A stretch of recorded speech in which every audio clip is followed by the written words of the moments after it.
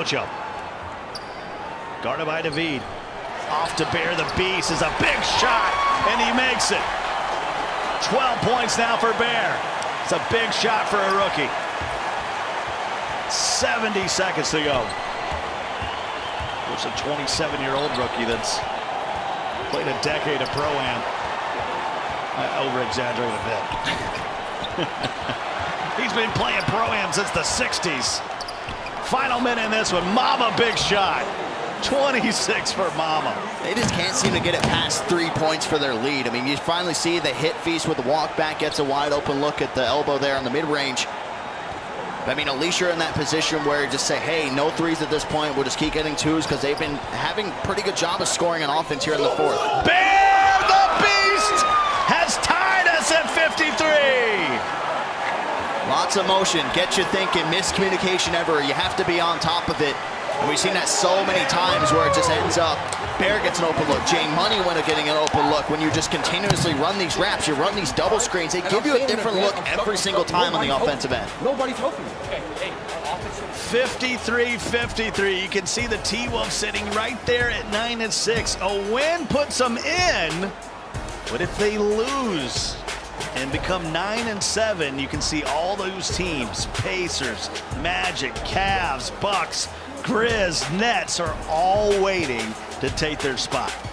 I mean, it's going to be intense. I mean, the good part about it is if you do end up losing here, you're not out of the mix. And it would just come down to looking at those tiebreakers between those teams that are in the running with them. I think when we were in the green room, we were talking about it. They lose 3 of the tiebreakers to 3 of those teams that are in the running there as well. So, I mean, losing, it's going to be tough. The only team they beat was the Celtics, and there was I think it was the Cavs and the Bucks were the other 2 teams that they don't have the head-to-head over as well.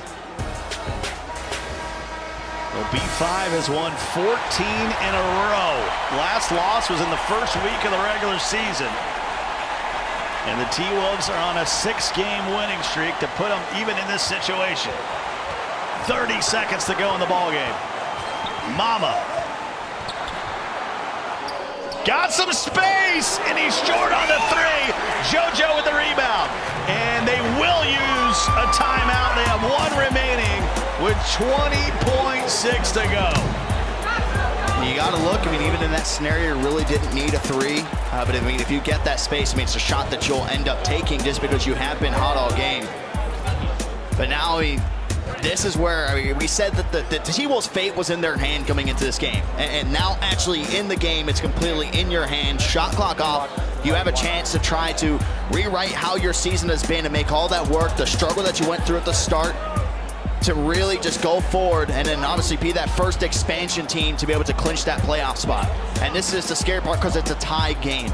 2 or 3, no matter what. It just really depends on how much clock they're going to end up burning here. And will Blazer 5 have a chance to answer back on the other end? But you also have to think, too, of the defense, what kind of things you're going to throw at it. This is the definition of control your own destiny. 20.6 to go. Shot clock is off. Tied at 53. You got the ball. Worst thing that can happen here is you go to overtime. That's what you got to tell yourself. Here's Bear. Guarded by Lavish. They do have a foul to give, and they'll use it. Walnut came out of nowhere, but ends up picking out the foul. I mean, he just didn't need that blitz because you look at the position of the court that he was in. I mean, they're threatening getting the 8-second violation. Here's Lavish. Bear's got to get it across here. Now be careful. Tied at 53, 8 seconds to go.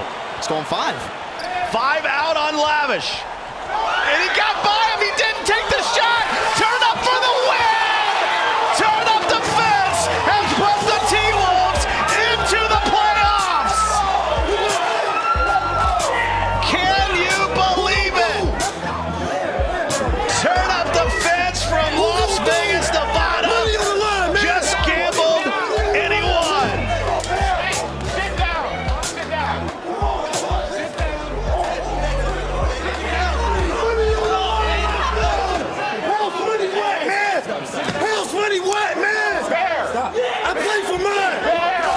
Got to be careful he doesn't get a technical here. I think that's what they might be discussing right now. Knocked over the monitor and actually walked across the stage, too.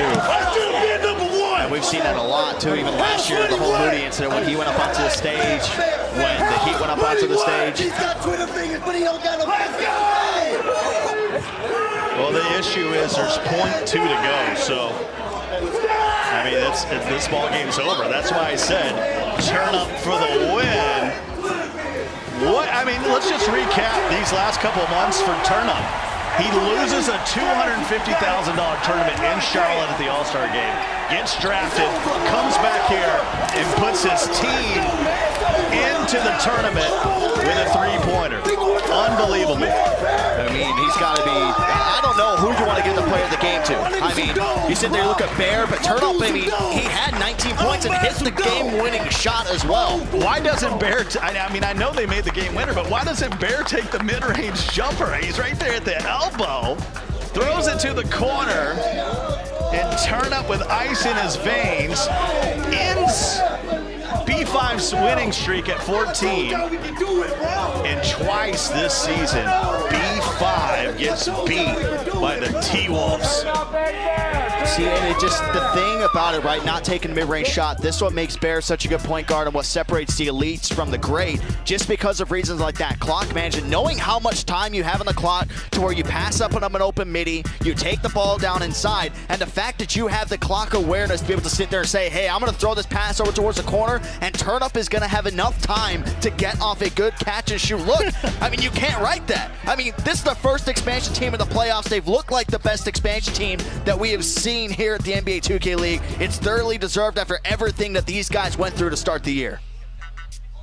Well, I don't know who the Intel player of the game is, so we're going to have to find out from Alex. Player of the game is Turnup the defense. He just hit the game-winning shot to take down the Blazer 5 and get your team into the playoffs. How does it feel right now?